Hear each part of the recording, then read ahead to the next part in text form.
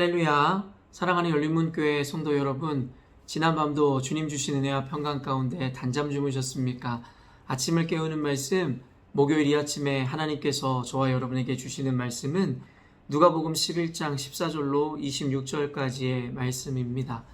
오늘도 살아계신 하나님께서 주시는 이 생명의 말씀을 통하여 오늘 하루의 삶뿐만 아니라 우리 인생 가운데 하나님이 주시는 은혜와 그 성경적 기준이 세워지는 시간이 되었으면 좋겠습니다. 오늘 본문에는 예수님에 대한 이 비난과 불신을 하는 무리들에 대한 모습들을 보여주고 있습니다. 예수님께서 귀신들을 쫓아내시고 이제는 그 귀신들이 나가 그 귀신 들렸던 사람에게 어떤 은혜와 구원의 능력을 보여주셨지만 도리어 그 사람을 살렸던 그 능력을 보면서도 그 주변에 시기와 질투 내지는 어떤 의도를 가졌던 사람들은 이 생명을 구원하고 은혜를 끼친 예수 그리스도를 비방하고 도리어 그를 비난하기 시작하더라는 것입니다. 지금까지 요 며칠 계속 보았지만 예수님의 이 공생의 사역의 시작 때에는 많은 무리들이 예수님의 그 가르침과 그리고 그가 행하는 그 기적들을 보면서 놀라움을 금치 못하고 그를 존경했으며 그를 뒤따르는 모습을 보여주었습니다. 그러나 지금까지 보았지만 무리들이 예수 그리스도를 따랐다는 것은 그들 안에 있었던 잘못된 기대감과 어떻게 보면 자신들에게 유익을 얻고자 했었던 그 의도로 말미암아 예수님을 따랐던 것이지 사실은 진실된 예수님께서 이 땅에 오신 목적과 이유를 알고 그리고 그 의미를 새긴 채로 주님을 따랐던 이들은 없었음을 성경에서 분명히 이야기하더라는 것입니다. 그리고 예수님께서는 계속해서 이제는 그를 따르는 무리들과 제자들에게 너희들이 생각하는 것 그리고 너희들이 꿈꾸는 것은 내가 이곳에 온 이유와 목적과는 다르다라는 것을 예수님께서 지속적으로 가르치기 시작하셨습니다. 그래서 그런 것일까요? 오늘 본문에는 예수님에 대해서 도리어 기적을 행한 것에 대해서 놀랍고 그를 존경하고 그를 따르려 하기보다는 이제는 그를 비난하고 오히려 그를 어떻게 보면은 이 귀신의 이 왕 바알세불의 힘을 입어 귀신을 쫓아낸다는 말로 그를 오히려 악한 자로 정죄하기 시작하더라는 것입니다. 그들 안에 있었던 기대와 그들 안에 있었던 스스로의 유익이 파괴되는 순간 결국엔 그들 안에는 이젠 예수 그리스도에 대한 분노로 바뀌기 시작했다라는 것입니다. 나중에 언젠가도 이야기했지만 가룟 유다 역시도 결국에는 그의 기대와 달랐던 예수님의 행보를 보며 분노하기 시작하였고 급기야는 예수 그리스도를 십자가에 못 박히는 데에 있어서 결국에는 중추적인 역할을 하게 되더라는 것이죠. 결국엔 우리 안에 있는 잘못된 기대감이라는 것이 낳게 되어지는 결과가 바로 이와 같은 악한 일들이며 또한 이와 같은 끔찍한 일들일 수 있다는 것입니다. 그렇기 때문에 요 근래 예수 그리스도의 말씀을 통해서 우리 안에 있었던 고정관념이라든지 우리 안에 있었던 신앙적인 편견에 대해서 깨시는 그 말씀을 통해 우리 안에 잘못된 신앙관이라든가 세계관 그 기준들을 철저하게 무너뜨리지 않는다면 언젠가 우리들도 오늘날 예수님을 비난하는 그 어떤 이들과 같이 또 오늘 본문에서 나오는 그들과 같이 언젠가는 예수님 앞에 그 무너진 기대감으로 인해서 예수님을 공격하는 자들이 될 수도 있다라는 것이고 또 어떤 이들은 배교하고 배도하여 교회를 떠날 수도 있다라는 것입니다. 그렇기 때문에 진리라는 것은 늘 그 자리에 그대로 있을 것인데 그 진리를 바라보는 우리의 눈이 또 우리의 마음과 의도가 바른 곳을 향하고 있지 않다면 그 진리가 우리를 구원에 이르게 하는 것이 아니라 도리어 우리를 실족해 할 수도 있다라는 것이죠. 그러므로 사랑하는 열린문교회 성도 여러분, 계속해서 여러분에게 이야기하듯이 진리에 대한 온전한 탐구를 하시는 여러분 되시길 원하고 여러분들의 관념이나 여러분의 어떠한 기준에 의해서 성경을 해석하는 것이 아니라 도리어 성경 말씀을 통해 여러분의 기대와 여러분의 기준을 다시 새롭게 할 때에 도리어 진리가 우리를 자유케 할 것이고 우리 가운데 평강과 구원의 길로 인도하게 될 것입니다. 오늘 쭉 이제 이러한 논쟁과 분쟁 가운데 예수 그리스도께서 그들에게 변론하시는 장면을 그리는데 시간 관계상 오늘은 좀 마지막 단락을 좀 보고 싶은데요. 24절 보니 더러운 귀신이 사람에게 나갔을 때에 물 없는 곳으로 다니며 쉬기를 구하되 얻지 못하고 이에 이르되 내가 나온 내 집으로 돌아가리라 하고 결국에는 더러운 귀신이 사람에게 나갔다라는 것, 그리고 그가 나가 돌아다니다가 결국에는 자기가 나왔던 집으로 돌아간다라는 이야기가 기록되고 있는데, 여기서 말하는 내가 나온 내 집으로 돌아가리라 하는 것은 바로 귀신 들렸던 사람에게로 돌아간다라는 것을 의미하는 것이겠죠. 마침 그 전에 있었던 내용들이 결국에는 이 귀신들을 쫓아내시는 어떤 예수님의 기적의 사건이었기에 자연스럽게 이 메시지들이 이어지는데요. 또 예수님께서는 얼마 전에 70명의 제자들을 세상으로 보내시고 그들에게 권능을 주사 귀신들도 그들 앞에서 떨었다라는 그들의 고백들을 성경에서 보여줍니다. 그 말인즉슨 그들 역시도 축사사역, 축기사역을 통해서 결국에는 마귀를, 귀신을 쫓아냈었던 것이 분명함을 보여주죠. 그렇기 때문에 예수 그리스도의 사역 가운데, 또한 교회와 제자들의 사역 가운데 중요한 것이 바로 귀신들을 쫓아내는 축기 내지는 축사사역이 그것에서 굉장히 중요하다는 것을 알게 됩니다. 물론 오늘날의 교회들이, 그리고 그리스도인들이 이런 축사사역이나 축기사역들을 많이 하는 것은 아니지만, 이것은 엄밀한 의미에서는 사실은 단순히 귀신을 쫓아낸다의 개념이 아니라 우리 안에 썩어져 있고 잘못되어 있는 마귀적인 생각이나 사상, 사고, 세계관을 몰아낸다라고도 해석할 수 있을 것이라는 것이죠.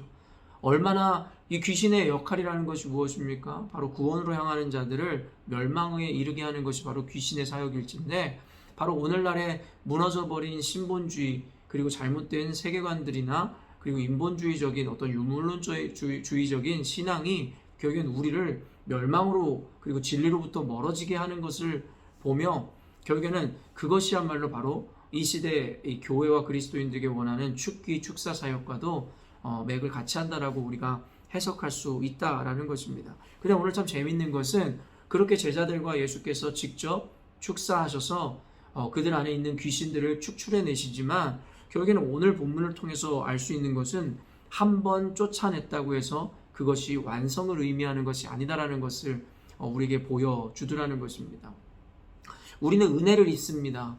그리고 말씀을 통해서 새로운 깨달음을 얻고 기도하면서 뭔가 영적인 체험을 하기도 합니다. 그러면서 많은 눈물을 흘리고 하나님 앞에 구원의 확신을 얻어 하나님 앞에 어떤 인생에 대한 새로운 결단을 하기도 하죠. 그러나 결코 우리가 잊지 말아야 되는 것은 그 한 번의 체험과 그러한 결단, 깨달음이 결코 우리의 구원을 완성시키거나 우리를 완전한 자가 되게 하는 것이 아니라는 것을 알아야 한다는 것입니다. 그렇기 때문에 신앙이라는 것은 완성을 이루는 것이 아니라 끊임없이 성화와 그리고 그 구원을 이루는 여정 가운데에 그 긴 여행이라고 표현할 수 있다는 것입니다. 그러나 많은 신앙인들이 오해하고 착각하는 것이 한 번 은혜를 입고 구원을 고백하고 그리고 기적을 체험하면 그들이 완전한 구원을 이루고 완벽한 어떤 신앙인이 되었다라는 착각을 하게 되더라는 것입니다. 바로 이와 같이 예수님께서 또한 제자들이 귀신을 쫓아내 주었다고 하여도 결국엔 그가 온전한 것으로 그것을 채우지 못한다면 바로 귀신들이 다시 돌아와 이전보다 더 형편이 심하게 될 수도 있다라고 이야기하더라는 것입니다. 그러므로 한 번 은혜를 입었다라고, 한 번 깨달음을 얻었노라고 우리가 우리 신앙에 대해서 방심하거나 완성되었노라 교만할 것이 아니라 끊임없이 겸손함으로 주를 구하여 우리 안에 다시금 악한 생각이나 악한 세상의 관념들이 들어오지 못하게 해야 한다라는 것입니다. 말 그대로 성경 공부나 제자 양육을 통해서 우리가 성경의 기준들을 세우고 또한 성경적 세계관을 세웠다고 할지라도 그것으로 이제 내가 완전해졌다라고 이야기하는 것이 아니라 우리가 끊임없이 주의 말씀을 구하고 주의 은혜 가운데 잠겨있지 않는다면 그 세워진 성경적 기준이든 세계관이 흐릿하여져서 이내 다시 예전에 우리가 쫓고 사랑하였던 쾌락과 세속주의적이고 인본주의적인 세상의 세계관이 우리를 다시 한번 장악할 수 있게 된다라는 것입니다. 그래서 오늘 말씀을 통해 우리가 깨달아야 되는 것은 늘 겸손함으로 하나님 앞에 나아가야 하며 끊임없이 주의 말씀 가운데 붙들림 바 되는 삶을 살아야겠다라는 적용을 할 수 있을 것입니다. 그리고 25절 말씀 보면 가서 보니 그 집이 청소되고 수리되었거늘, 보니까 한번 귀신을 쫓아냈었던 그의 몸이 어떻게 보면 그 집이 청소되고 수리되었다라고 이야기하더라는 것이에요. 그랬더니 26절에 이에 가서 저보다 더 악한 귀신 7을 데리고 가서 거하니 그 사람의 나중 형편이 전보다 더 심하게 되었느니라. 이게 의미하는 바가 무엇입니까? 그 집을 한번 나갔더니 귀신이 쫓김을 받아 나갔다가 다시 와보니 오히려 더 수리되어져 있고 깨끗하게 되어 있더라는 것이에요. 그랬더니 귀신들이 더 악한 귀신 7을 데리고 들어가서 그 인생을 더 어렵고 곤란하게 만들었다라는 것입니다. 물론 그 집이 청소되고 수리되었다라는 이 말에 대해서 우리가 어떻게 해석해야 될지 난감하며 또한 여러 가지 해석이 가능할 수 있겠으나 제가 보는 관점에서의 청소되고 수리되었다라는 것은 그 영혼이 비워졌을 뿐 그 어떤 것으로도 채워지지 않았다라는 것입니다. 무슨 말이냐면 예수님께서 귀신을 쫓아내 주었다면 이제는 그 인생이 그 안에 그리고 그 공허함 안에 무언가 진리를 채웠어야 하는데 그 진리를 채우지 못하고 그곳을 그저 비워둔 상태로 두었다라는 것입니다. 여러분, 사실은 내려놓음이라는 것, 자기 부인이나 자신을 낮춘다라는 것은 단순히 기독교만의 이 어떤 수행 방법이거나 관념 그리고 태도가 아닙니다. 불교에서도 그렇고 다른 종교에서도 이와 같은 태도들을 많이 갖고 있습니다. 그래서 불교에서는 특별히 자기 성찰이라든가 자기 고행, 수행을 통해서 자신을 내려놓고 어떤 무아의 지경으로 들어가는 상태를 연구하고 그리고 수행한다는 것을 우리는 잘 알고 있죠. 그러나 기독교와 그들의 고행과 수행의 차이가 있습니다. 같은 점은 내려놓아야 되고 나를 비워야 된다는 것은 같은 것이지만 사실은 비워진 상태 가운데 무엇을 채우는지가 사실은 기독교와 그들을 나누는 구분점이라고 할 수 있겠습니다. 당연히 우리 기독교인들에게는 우리를 비우고 낮추고 나를 십자가에 못 박음과 동시에 여러분 무엇을 추구합니까? 그 안에 바로 성령을 채우고 하나님의 말씀을 채우고 하나님의 능력을 채우고자 하는 것이 바로 우리의 내려놓음과 비움의 의도이고 목적이라는 것입니다. 단순히 비워지는 것으로는 충분하지 않습니다. 아무리 비우고 깨끗이 청소해도 결국엔 인간에게서 다시 샘솟는 것은 악한 뿐이며 쾌락과 육신의 정욕을 쫓는 마음일 수밖에 없기 때문입니다. 그렇기 때문에 기독교 관념에서의 비움과 내려놓음이라는 것은 하나님을 우리 안으로 모시기 위한 과정인 것이지 그것이 어떠한 완성을 의미하는 것이 아니다라는 것입니다. 그렇기 때문에 사랑하는 열린문교회 성도 여러분, 끊임없이 자기를 부인하고 자기를 낮추는 훈련을 우리는 해야 하겠으나 그보다 더 중요한 것은 우리 안에 무엇으로 우리 삶의 기준을 세우고 무엇으로 우리 인생을 채울 것인가를 더 고민하는 것이 기독교인들의 더 바른 태도일 것입니다. 우리가 만약에 하나님으로 우리를 채우지 못한다면 비워준 우리 인생 가운데는 이내 다시 세상의 쾌락과 세상의 세계관들, 우리의 이 정욕을 이끌어낼 만한 가치관들이 우리의 기준이 되므로 오히려 이전보다 더 악한 삶, 세속적인 삶을 살 수밖에 없음을 의미하는 것일 것입니다. 그러므로 사랑하는 열린문교회 성도 여러분, 오늘 이 말씀을 통해서 우리가 깨달아야 하는 것은 우리를 비우고 청소하는 것도 중요하지만 더 중요한 것은 우리 안에 진리를 채우는 것이 더 중요하며 성령 충만함으로 말미암아 온전한 하나님의 인도하심을 구하고 바랄 때에야 우리의 인생이 온전한 구원을 이루고 하나님의 뜻을 따라 사는 삶을 살 수 있다는 것을 배워야 한다는 것입니다.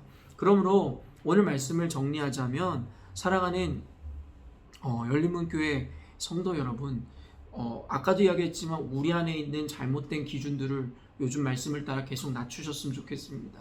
신앙을 이용하여 내 욕망을 채우려 하지 마시고 도리어 성경적 기준과 은혜를 따라 결국엔 나의 기준과 나의 생각을 완전히 낮추셔야 한다는 것입니다. 그리고 이에 따라 우리를 낮추고 나를 비웠을 때에 결국엔 그 비움으로 말미암아 만족하는 것이 아니라 바로 하나님의 기준과 성경적 관점을 우리 안에 가득 채움으로 말미암아 그 비워지고 낮아진 심령 가운데 온전한 기준과 또 성령의 충만함으로 온전한 이 길을 제시받아야 할 것이라는 것을 성경에서 이야기하고 있다라는 것입니다.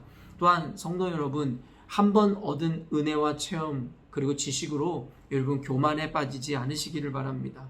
우리는 날마다 주님 앞에 나를 부인하고 날마다 말씀으로 채우지 않으면 도리어 그 한 번의 은혜로 말미암아 완성되는 것이 아니라 이후에는 우리가 더 끔찍한 모습으로 살아가는 자들이 될 수도 있기 때문입니다. 그러므로 오늘 말씀을 통해 결국엔 깨달아야 되는 것은 늘 겸손하고 늘 스스로의 부족함을 인정함으로 늘 나를 낮추고 그 낮춘 것으로 끝내는 것이 아니라 하나님의 말씀을 늘 읽고 상고하고 묵상함으로 주의 길을 제시받아 하나님의 진리로 나를 채우는 삶을 살아야 할 것입니다. 그러므로 사랑하는 열린문교회 성도 여러분, 오늘 하루를 살아갈 때에도 오직 하나님의 말씀으로 여러분을 채우시고 오직 성령의 충만함과 또 성령께서 조명하심을 따라 살아갈 때에 여러분의 인생이 가장 복되고 아름다우며 하나님 앞에 영광 돌리는 삶을 살게 될 것입니다. 오늘도 여러분을 비우시되 하나님의 말씀으로 가득 채우심으로 하나님께는 영광이요 인생 가운데는 가장 형통한 삶을 살아내시기를 주님의 이름으로 축원합니다. 함께 기도하겠습니다. 하나님 아버지, 오늘 말씀을 통해서도 우리 가운데 우리를 겸손케 하시고 또한 우리를 낮출 뿐만 아니라 그 안에 무엇으로 채워야 하는지를 깨닫게 하시니 감사합니다.